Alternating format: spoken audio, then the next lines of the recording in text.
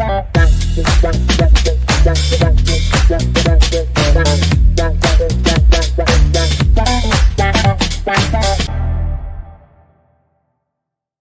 allows you to recognize the game being played around you. Even if you choose not to participate in it directly. It allows you to set boundaries, protect your interests, And make choices that align with your values. even in situations where others might be trying to manipulate or exploit you. It's like that saying, forewarned is forearmed. The more you understand about the rules of the game, the better equipped you are to play it, or to simply opt out altogether. And that brings us to the ultimate message of this deep dive. And of the 48 Laws of Power as a whole. These laws are not a guidebook for manipulation. They're a tool for understanding the dynamics of power so that you can navigate the world More effectively. more effectively and ethically. That's a great point to end on. As we wrap up this fascinating exploration of power dynamics, what's the key takeaway you want our listeners to remember?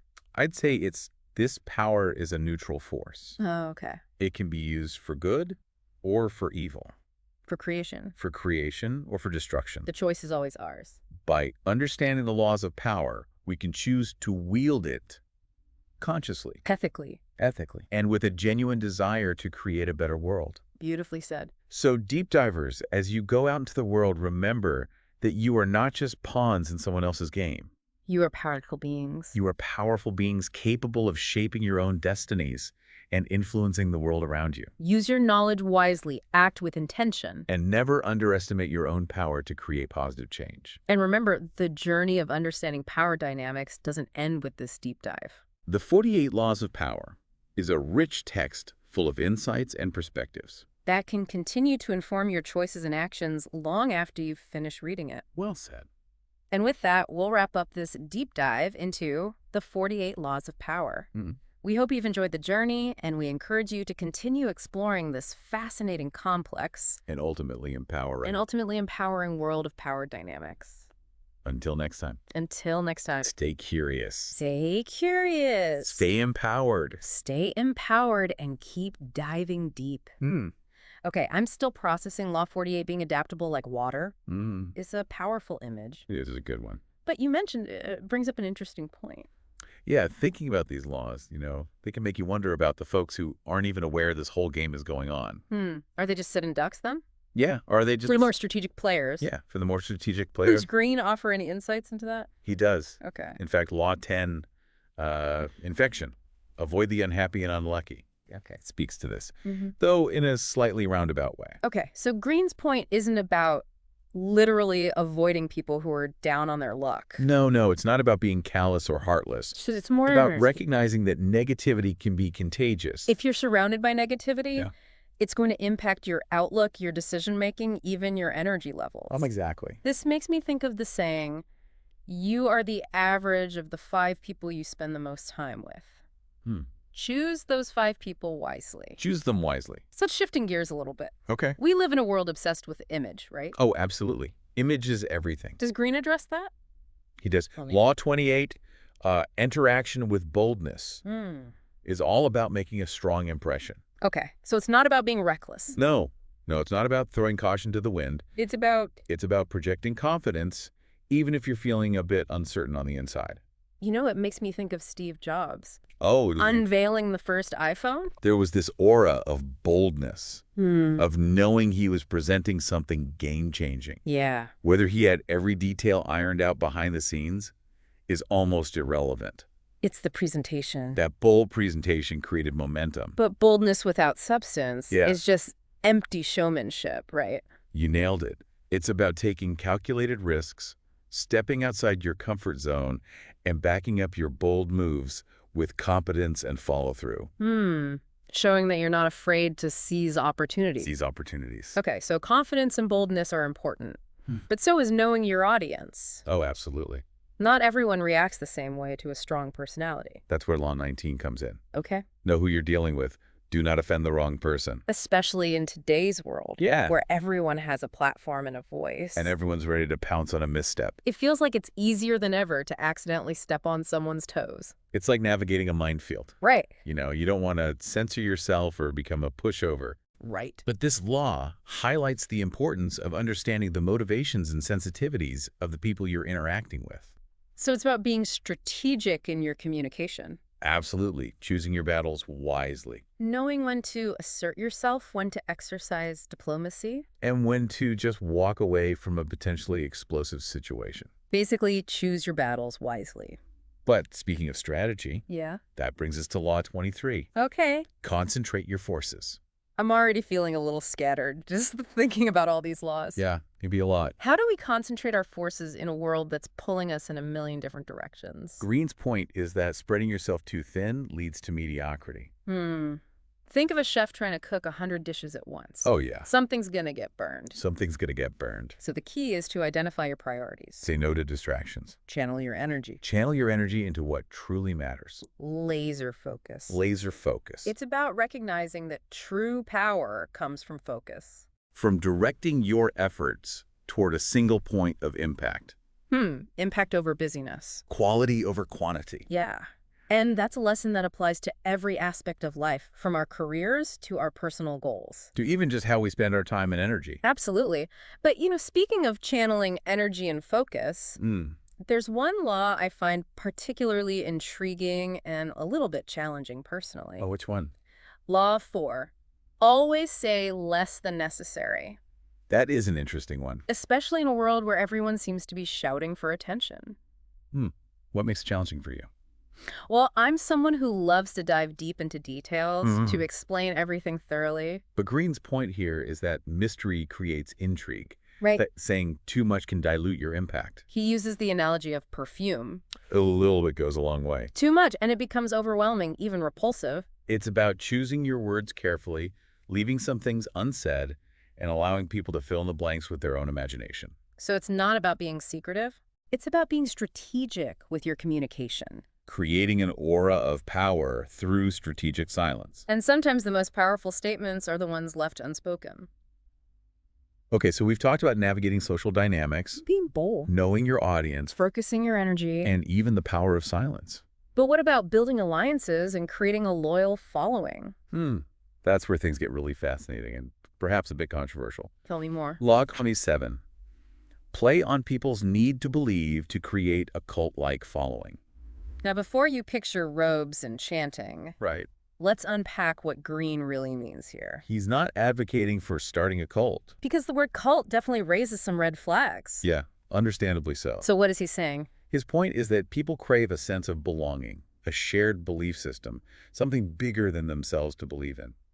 And leaders throughout history. Have tapped into this need for better or for worse. So it's about providing a sense of purpose, a shared vision, a feeling of community. Exactly. And this can be used to mobilize people for positive change. Like the civil rights movement or the environmental movement. But it can also be used to manipulate and exploit. As we've seen with various cults and authoritarian regimes throughout history. It's a powerful tool that can be used for good or evil. Like most of these laws? The key is to recognize this dynamic and make sure it's being used ethically and responsibly. Even with positive intentions. Yeah. Navigating the social landscape requires a certain finesse. That brings us to Law 24. Okay. Play the perfect courtier. Okay, so now we're talking about charm diplomacy, knowing how to work a room. It's part of it. Is that what being a courtier is all about? It goes deeper than just social skills. Okay. Think of the courtiers who navigated the treacherous waters of royal courts, deftly maneuvering through alliances and rivalries. Wow. They were masters of influence, understanding the unspoken rules of etiquette, and presenting themselves as indispensable assets. So they weren't just charming. It was Strategic. They understood the power dynamics at play. And knew how to use those dynamics to their advantage. Exactly. And this is a skill that translates directly to the modern world, whether you're navigating the corporate ladder, building a network of contacts, or even just trying to get your ideas heard in a crowded room. This makes me think of all those successful entrepreneurs and leaders who seem to effortlessly charm everyone they meet. It's not just about being likable. It's about understanding how to connect with people on a deeper level and build relationships that benefit both parties. And that brings us to a law that on the surface might seem a bit contradictory to the idea of being a perfect courtier. Law 12. Use selective honesty and generosity to disarm your victim. This one sounds a little manipulative, doesn't it? It does. How do you reconcile this with the idea of being genuine and authentic in your interactions? Right, because that seems to go against. That's the key. It's about using this law ethically. Think of it this way. A genuine act of kindness can disarm someone, making them more open to your ideas or more willing to collaborate. But if you're using honesty and generosity as a calculated tactic to exploit someone, that's where it crosses the line into manipulation. So it's about being strategic with your kindness. But not in a Machiavellian way. Recognizing that generosity can be a powerful form of influence, but it should always be rooted in authenticity and a genuine desire to connect with others. Well said. And, that brings us to a point that I think is crucial for understanding the laws of power as a whole. You were saying there's a crucial point for understanding these laws of power as a whole. Well, we've talked about a lot of different strategies, from being subtle to being bold, from knowing your audience to concentrating your forces. But what ties it all together is action. You mean it's not enough to just understand these laws intellectually, you have to actually apply them. Exactly. And that's what Law 9, win through your actions, never through argument, is all about. It's about walking the walk. It is. Think about it. You could argue all day long. Right. But ultimately, it's your actions that speak the loudest. It's like that saying, actions speak louder than words. But Greene takes it a step further.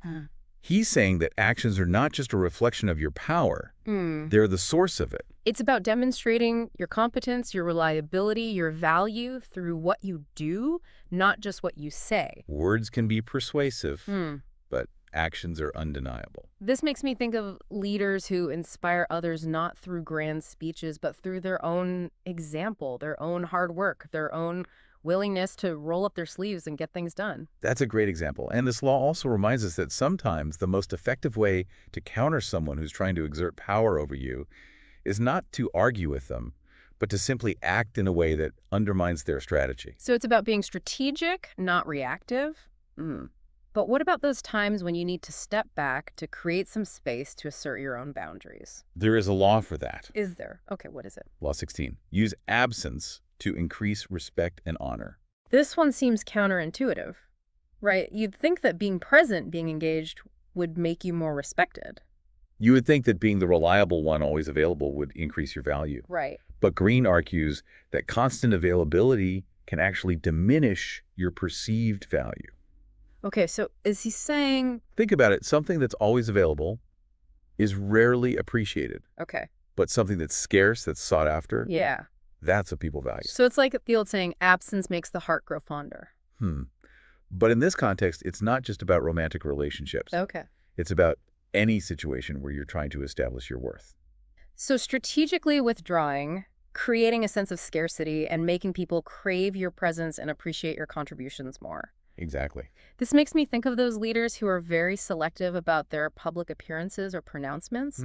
They don't chase approval. No. They command respect by carefully controlling their presence and their interactions. And this law also applies to more everyday situations. Think about setting boundaries in your work or personal life. Yeah. Sometimes saying no or stepping away from a demanding situation can actually increase your respect and your credibility. That's a powerful perspective shift. But in today's hyper-connected world, it's easy to feel like we need to be constantly available, always on, always responding. Always on, always responding. How do we reconcile that with this idea of strategic absence? Right. It's a delicate balance, for sure. And that brings us to another crucial law for navigating the modern world. Okay. Law 5. So much depends on reputation.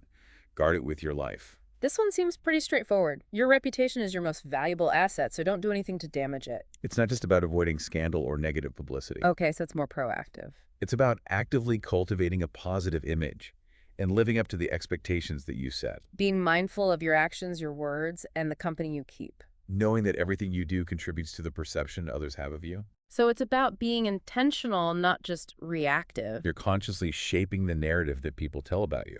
And that's especially important in a world where information spreads so quickly and first impressions can be lasting. One misstep, one poorly worded comment, one ill-advised association, and your carefully crafted reputation can crumble. Yeah, that's sobering thought. But it also highlights the power we have to shape our own narratives. We're not just victims of circumstance. We're active participants in creating our own reputations. That brings us to another crucial point, the role of awareness in navigating power dynamics. Throughout this whole conversation, there's been this underlying assumption that everyone's playing the game, Right. consciously or unconsciously. But what about those who are completely oblivious? Are they just destined to be pawns in someone else's game?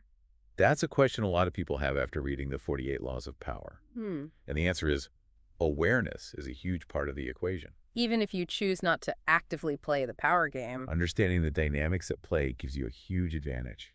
It's like having that secret decoder ring for human behavior.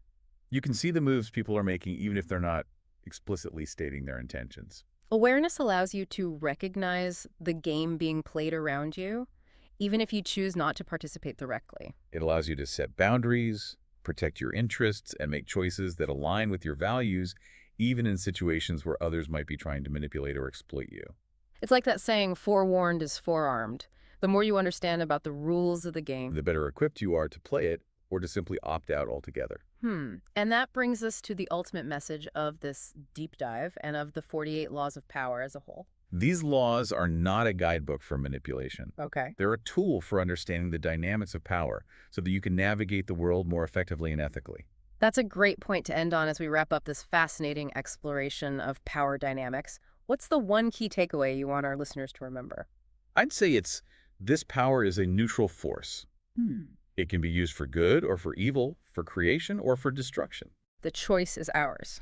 By understanding the laws of power, we can choose to wield it consciously, ethically, and with a genuine desire to create a better world. Beautifully said. So, deep divers, as you go out into the world, remember, you are not just pawns in someone else's game. You are powerful beings, capable of shaping your own destinies and influencing the world around you. Use your knowledge wisely, act with intention, and never underestimate your own power to create positive change. And remember, the journey of understanding power dynamics doesn't end with this deep dive. The 48 Laws of Power is a rich text full of insights and perspectives that can continue to inform your choices and actions long after you finish reading it. Well said. And with that, we'll wrap up this deep dive into the 48 Laws of Power. We hope you've enjoyed the journey, and we encourage you to continue exploring this fascinating, complex, and ultimately empowering world of power dynamics. Until next time, stay curious, stay empowered, and keep diving deep.